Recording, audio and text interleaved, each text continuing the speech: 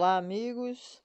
Hoje traremos para vocês o documentário O Poder dos Sonhos, dos monges budistas tibetanos, aonde eles procuram estar conscientes dentro do sonho e também afiando a mente para estar consciente do sonho que é a nossa realidade. Dizem que quando a gente morre, toda a nossa vida passa como um filme. Então, certo é que estamos aqui de passagem e essa prática pode nos ajudar a estar mais consciente, tanto no sonho como na nossa vida do dia a dia. E quanto mais ganharmos em consciência, tanto no dia quanto à noite, será sempre proveitoso para nós. Vamos lá?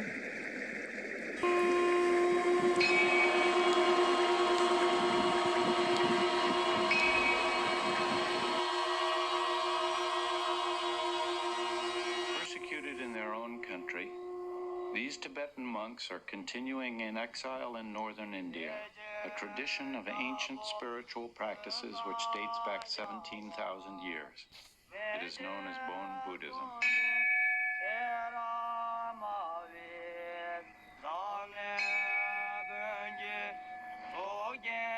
All Buddhists believe that the material world is a dreamlike illusion, born and reborn. It is an endless cycle of reincarnation, which can only be broken through profound spiritual enlightenment. This enlightenment is a mystical state they call clear light. For these monks, it can be achieved through strict mental disciplines, chanting, prayer, and meditation during the day, and in sleep, special exercises to understand the true nature of dreams. In Buddhism, we believe that every phenomena, no matter if you're awake or you're sleeping, it's like a dream. If you understand the dream is not real, dream and awakened states become the same thing. Tenzin Wangyal Rinpoche is the reincarnation of a 7th century Tibetan Lama, or teacher. After several years teaching in the West, Tenzin returns to the Teshi Menri Ling Monastery, where he spent the first half of his life as a monk.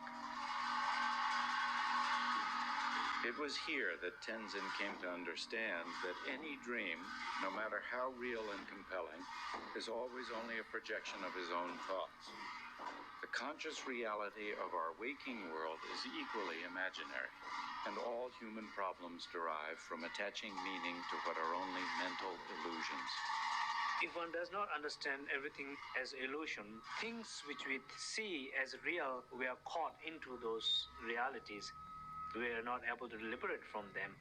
To appreciate that life is an illusion, Tibetan Buddhists must learn to become mentally vigilant and self-aware during both dreaming and waking life. This rigorous training starts at an early age. When I was 10 years old, I entered this monastery and I became a monk and stayed for 15 years. Like Tenzin before them, these young monks are presenting themselves to the abbot for religious instruction. The abbot will listen to their recent dreams and use them as a kind of spiritual barometer which shows the condition of their souls. The nature and content of their dreams, he tells the boys, will determine the level of teaching they are ready for.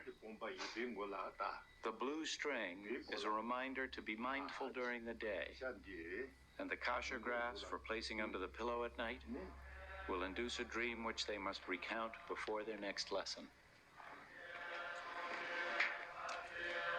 For us, dream is very important. 1/3 of our life, we sleep. So it is very important to discover what is happening emotionally in our night. That is the place where you can discover yourself better. Therefore, dream practice is very important. Just as the dreaming mind must be exercised, so too must the waking mind. For mental agility, monks practice together daily, furiously debating the doctrine of their religion. They move their arms in order to energize their body. When they hit their hands, they believe there is a channel there which sharpens their mind. A sharp mind must be maintained during sleep as well, where a monk trains in dream awareness so that he can confront the illusions of his dreams. Just before you fall asleep, you try to remember all experiences of the daytime and remind yourself that these are dreams. When we do our dream practice, we have 4 sessions, which includes 4 different positions, 4 different ways of focusing. The position you sleep has influence on the breathing, and the breathing has influence on your mind, because without the breathing, or we call prana, the mind has no function. Through practice of the control of energy or breathing, once you have that experience, then it is very easy to realize the dream, and you can control. His Holiness the Dalai Lama is the spiritual leader of the Tibetan Buddhists. As the 14th reincarnation of their original great teacher, this Dalai Lama has unbroken memories of several recent earthly lives, and so his own dreams permit him an unusual perspective. I'm quite skeptical towards my own dream. Generally, dream is dream. So not at all is reliable. No meaning. Just come. Then occasionally you might get some dream which can take seriously. I met the 5th Dalai Lama in my dream, and also some previous important Lama, a few centuries ago. But that's not quite rare. The 5th Dalai Lama of the 17th century was famous for attending to his dreams and shares with this successor an enthusiasm for preserving the ancient Tibetan Buddhist practices. This monastery still performs the original sacred Bon Tibetan dances. In this annual ceremony of the 29 female protective deities, the monks take on the spirits embodied in the masks and dance to enact the triumph of benevolent forces over evil. These masks are representation of the guardian protectors. When I'm dreaming and when I need help, I often call my guardians to help, and particularly things which I cannot do by myself or when I'm awake. When one is aware that one is dreaming, you can change things, a lot of things that you cannot do during the awakened state. Being aware of a dream while dreaming it is called being lucid. For Buddhists, this is a prerequisite for enlightenment. When a monk learns to become conscious during a dream, to know he is in the midst of something unreal, he can then control the images. This way, he begins to realize that thoughts, whether conscious or unconscious, are all mental illusions. You must recognize dream is dream. When you are sleeping, till your memory remain there, conscious remain there, constantly thinking. You actually realize, now I'm dreaming. Now that's important. A lucid dream is that you, while you're dreaming, through your practice, that you know you're dreaming, and that you know it's a dream and you can change things. Tenzin's favorite example is a lucid dream which allowed him to do the impossible, to fulfill a request from his dead mother. She came to him in his sleep, asking for a memorial shrine, a stupa. In Tibetan tradition, it is very important if somebody dies that you build something for them. It can be stupa, a statue, or sacred text. So stupa represents that. It's called sign of rebirth, Cheta. I was in Italy and I had a lucid dream with my mother exactly a year after she passed away. We were here in Dolanji under the Bodhi tree, and she seems very sad. She wanted me to build a stupa. I was very aware that I was in Italy, so it was very difficult to build it there. I thought that I could ask the help of a lot of guardian protectors. I looked up into the clouds near the tree, and I saw a lot of animal-headed guardians, like Garuda, the mystic bird, lion, parrot, they agreed to help.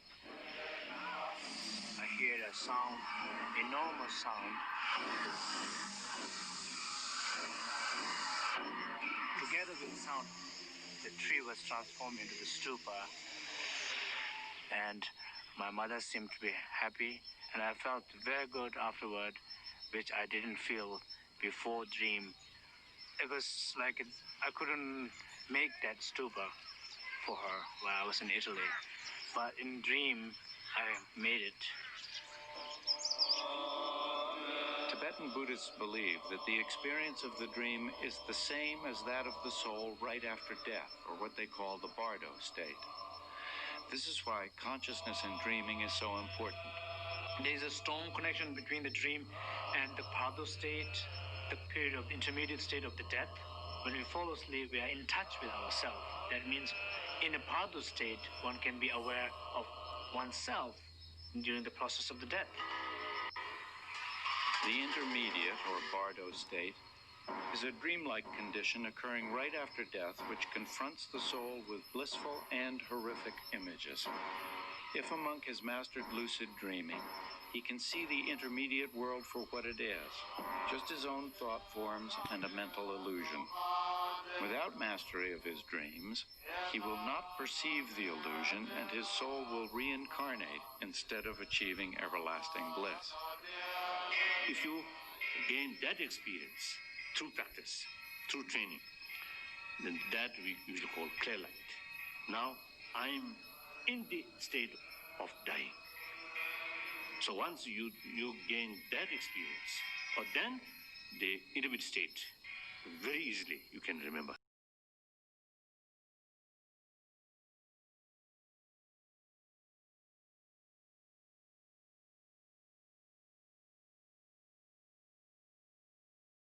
Se inscreva no canal e ative as notificações. Deixe o seu like.